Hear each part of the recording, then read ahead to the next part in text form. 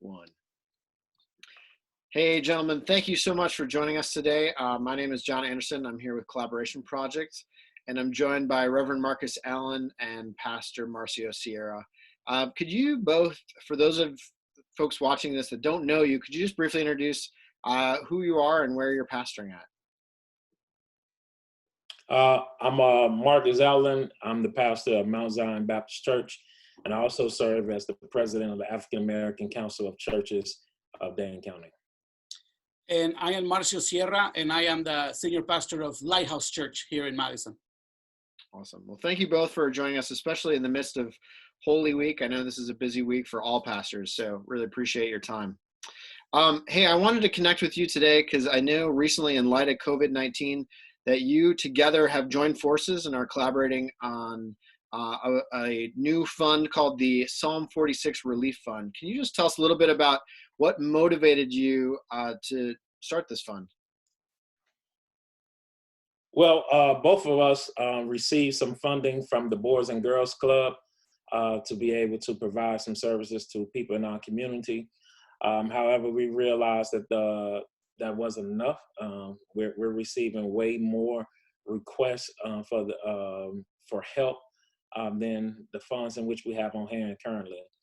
So we decided to come together and establish this fund to be able to help more people and reach people in our community, not just those who are in our churches, because this fund is the African American Council of Churches, which is about 18 churches, and also Lighthouse partnering together to meet the needs of our community. So with the African American Council of Churches on a broad spectrum across so many areas of the city and the county, we can reach so many more people. And the churches know the people who are in need because the church is what we call the safe haven for the lost and a hospital for the sick. And so we have developed that trust with our communities in which we are in. And we have developed people are willing to come to us to ask for help and not be ashamed to ask for help. So we already have those processes in place where people are comfortable coming to our organizations, our churches, our institutions, and then we're able to provide and meet their need. As I stated before, that the church is a very complex place, and we meet people at their need. In our church, we have so many people that come from different spectrums of life. We have those who are educated, well educated, and those who don't have any education at all. We have single parents, we have whole families, traditional families. We have youth, young adult, children, seniors. We have those who struggle with mental illness and drug addictions. And so the church focuses on all those different areas. And if we can get the support and the help that we need through this fund, we can provide so much more support to our community and those who are in need. That's fantastic. Thanks. And as funds are coming in, how are you seeing, where are these funds going to go? How are they going to be used? So I think what we're going to do, I believe, like Marcos said, there's about 18 churches just from the African American Council of Churches. But just Mount Zion, I think they have over 40 applications, right? About 45 or so applications. Yes, sir. And Lighthouse already has 67, people who are applying. So wow. These are people who are applying for help from everywhere. Some are members of our churches, some are not. Word gets around, that we are trying to help people, and a lot of people are applying. So we're just going to help specifically those families who have been affected by COVID-19, maybe because of loss of jobs, less hours, health issues. And these monies are going to be able to help financial hardships, like to help pay rent. Many of the applicants, at least for Lighthouse, they said, hey, it's already the beginning of April and we don't know how to pay the rent for April, or we're short $300 or $400. So the funds will be to help pay for rent, utilities, gas, food, medicine, and just things like that. And I know this fund has been open for a few days now already.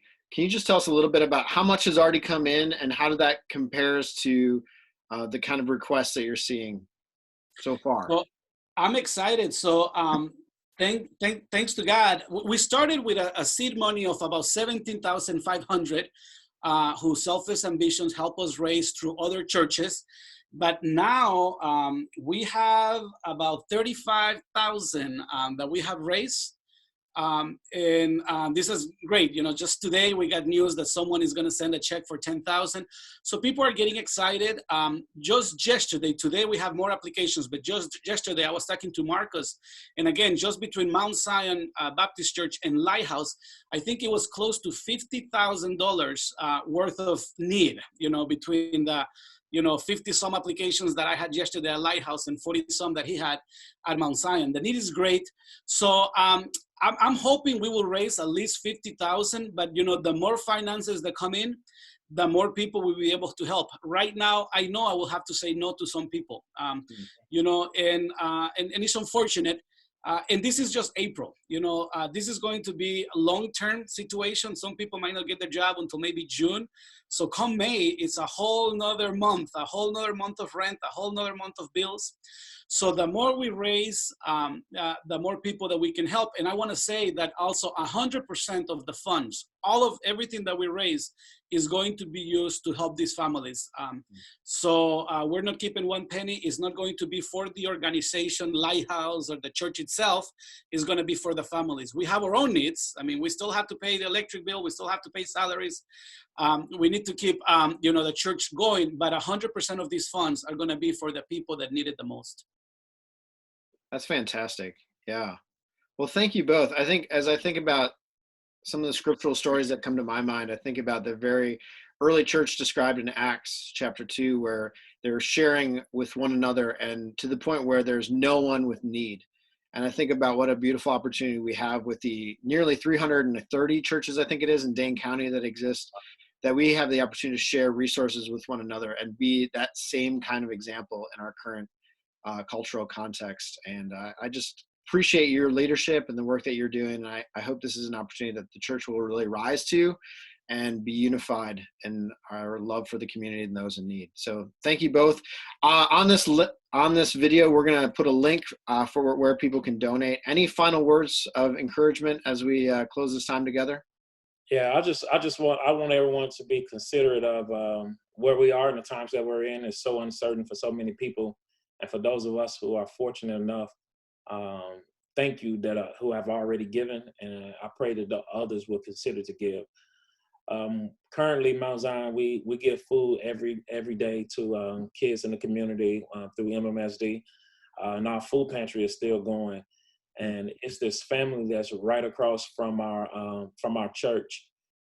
Single mom, 6 boys in her house. I'm gonna say that one more time: 6 boys. I only have 1 boy, and he's killing my grocery bill. You hear what I'm saying? And then he's destroying it. And I can only imagine how it is to have six boys in the house and living in low income housing, and to go over there and to take them food every day and to give them a box of food. And the kids, it is heartbreaking that they're so excited to see us come with a box of food. They ask, can I open it like it's a Christmas? And I can be honest, my kids are spoiled. Amen. And they looked at this box of food like it was Christmas. Can I open it? Can I open it? It was heartbreaking to see, but it was also it gave my heart joy that we were able to meet this need that families really need food. That's a major thing.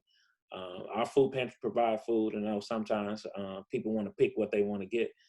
So we're also being able to give people grocery store cards and stuff, gift cards to be able to go pick their own food. I think that'll help also. Just little stories like that of how we're trying our best to do the best we can with what we have.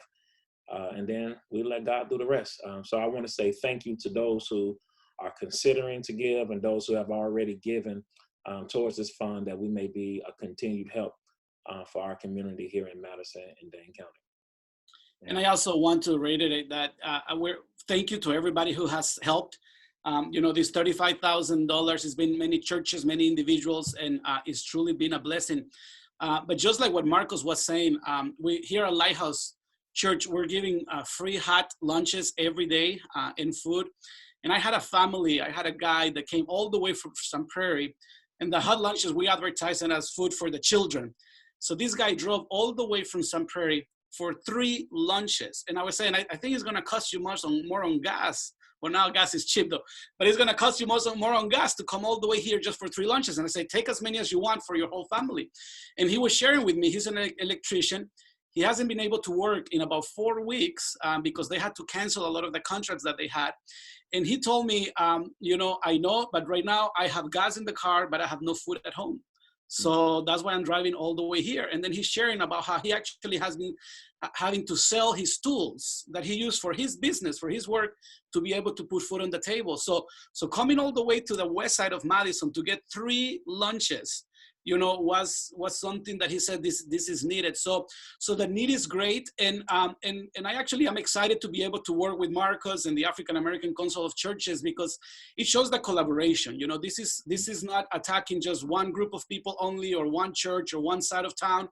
I mean, this is all over the world, and it is everywhere. And there was this one day a few weeks back that I was with Marcos. We were together delivering food on the south side, close to Mount Zion.